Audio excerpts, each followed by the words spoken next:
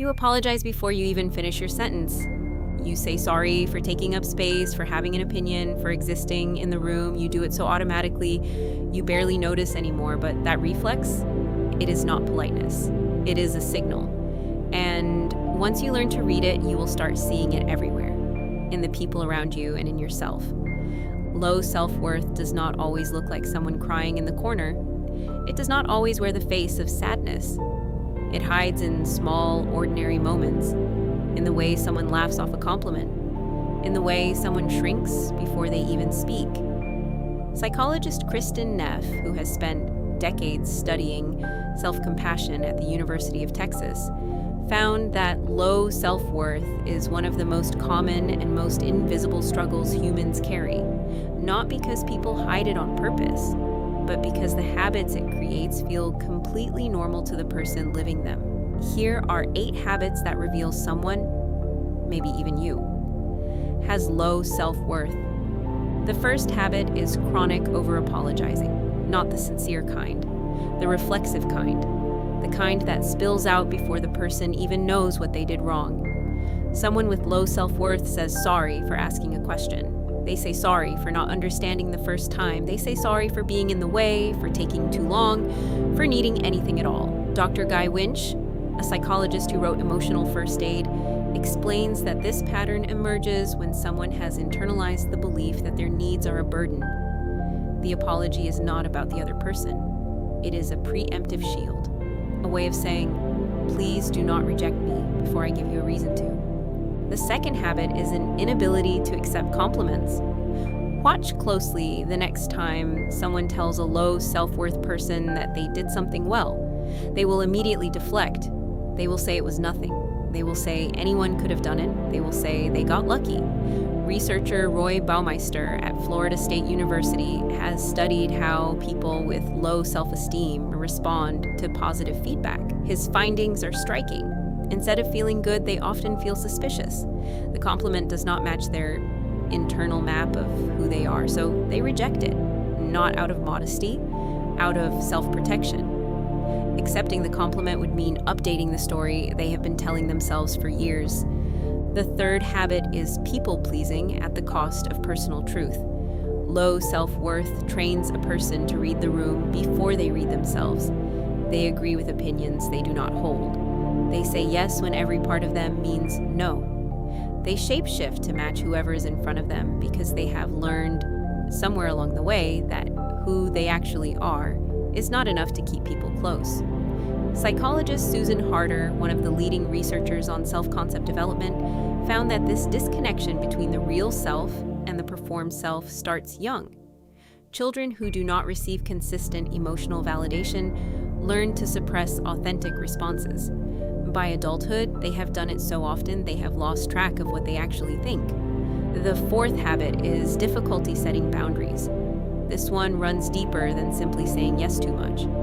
A person with low self-worth often does not believe they have the right to a boundary at all.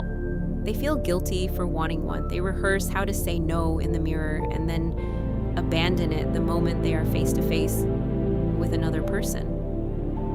The boundary feels like an act of aggression, like they are hurting someone just by protecting themselves. This is what happens when a person's core belief is that love is conditional, that they must perform, produce, or accommodate in order to deserve connection. The fifth habit is catastrophizing small mistakes. A person with low self-worth does not just make a mistake. They become the mistake. They replay it. They tell the story to themselves on loop.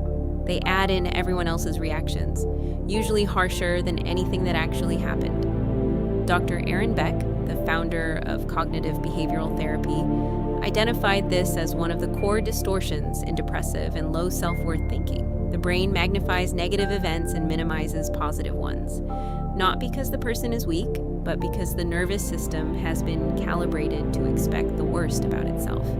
The sixth habit is constant comparison. They know exactly how successful their coworker is. They know exactly how confident that stranger on the internet looks. They scroll through other people's lives and use each image as evidence that they are behind, that they are less, that everyone else received a set of instructions they somehow missed.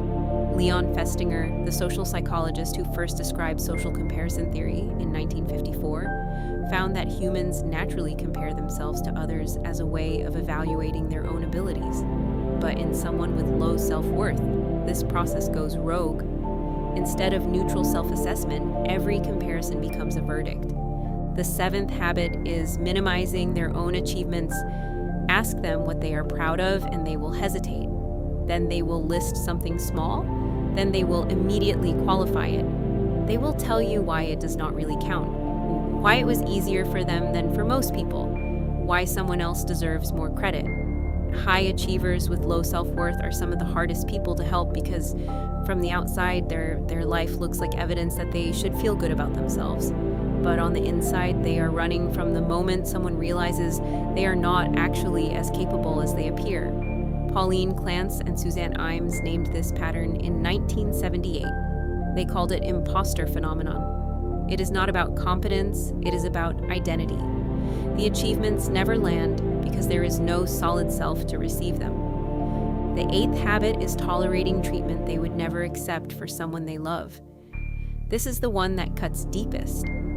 Ask a person with low self-worth what they would say to a friend who is being treated the way they are being treated. The answer is always immediate. They would tell that friend to walk away, to speak up, to demand better. But when it comes to themselves, the math changes. Kristin Neff's research on self-compassion shows that the gap between how people treat themselves and how they treat others is one of the most reliable indicators of self-worth. The person who would fight for anyone else has simply never learned that they are worth fighting for. These habits do not make someone broken. They make someone human, shaped by years of small moments that told them the wrong thing about who they are. And the good news is this: a habit is not a life sentence. It is a pattern. And patterns, once you can see them, can be changed. You started this video apologizing before you even finished your sentence. Maybe now you understand why. And maybe that understanding is the first sentence of a very different story.